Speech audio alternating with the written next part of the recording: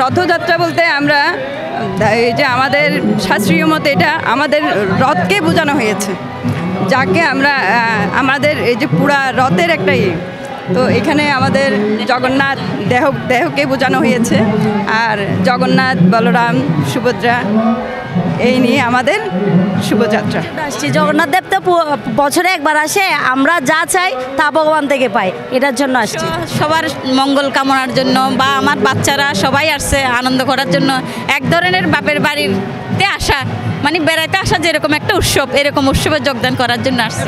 রথকে দেহের সাথে তুলনা করা হয়। এই রথ যেমন টেনে নিয়ে যাওয়া হয়, মানব দেহটাকেও আমরা যাতে সেই ভগবানের নিজ স্থানে, ভগবানের পাদপদ্মে যাতে নিজেদেরকে সমর্পণ করে টেনে নিয়ে যেতে পারি, এজন্য জগন্নাথের কাছে প্রার্থনার জন্য পরিবার পরিজন নিয়ে সবার এখানে আসা।